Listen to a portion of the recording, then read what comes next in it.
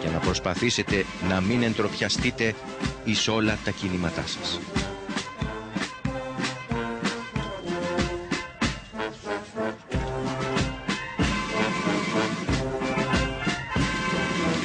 Φίλες και φίλοι, την παρέλαση των πεζοπόρων τμήματων ανοίγει η Προεδρική Φρουρά.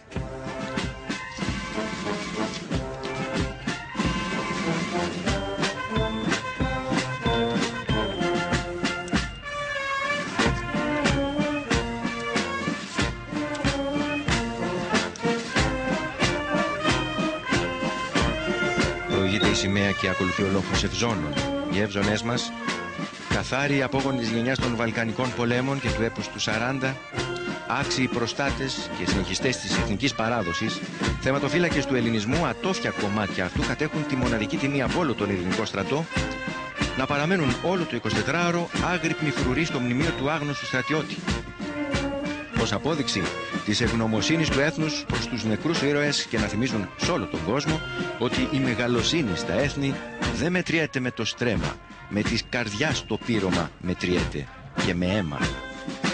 Αποτελούν ακόμη την τιμητική φρουρά του συμβόλου της δημοκρατικής και ευνομούμενης πολιτείας μας, της αυτού εξοχότητος του Προέδρου της Δημοκρατίας. Οι θρυλικοί μας Εύζωνες, με μια ιστορία μακρά που χάνεται στα βάθη των αιώνων, πρώτες μαρτυρίες για Εύζωνες, για καλά ζωσμένους δηλαδή στρατιώτες, έχουμε από τον Όμηρο. Αποκαλεί τους μυρμηδόνες του Αχιλλέα Ευζώνες και τους εγκομιάζει για το θάρρος τους και την ταχύτητά τους στη μάχη. Από τότε η έννοια των Ευζώνων στρατιωτών συναντάται στους πολέμους των κλασικών χρόνων, στη μεγάλη εκστρατεία του Αλεξάνδρου στην Ανατολή, στα χρόνια του Βυζαντίου, όπου εξυμνούνται τα ηρωικά τους κατορθώματα μέσα από τα ακριτικά τραγούδια.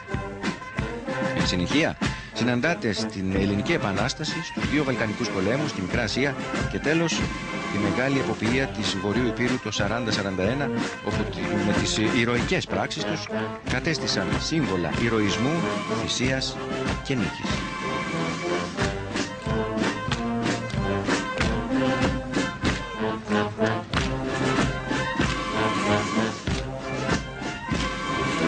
Τα κυρίως μέρη της ευζωνικής στολής, ο σκούφος, φτιαγμένος από κόκκινη τσόχα, το πουκάμισο, ο υποδίτης, λευκό με μεγάλο άνοιγμα μανικιών, το γυλαίκο, με κένδυμα σπάνιας χειροποίητης τεχνικής, η φουστανέλα από λευκό ύφασμα 30 μέτρων, οι δίπλες της φουστανέλας, να σημειώσουμε, είναι 400, όσα δηλαδή και τα χρόνια της τουρκοκρατίας.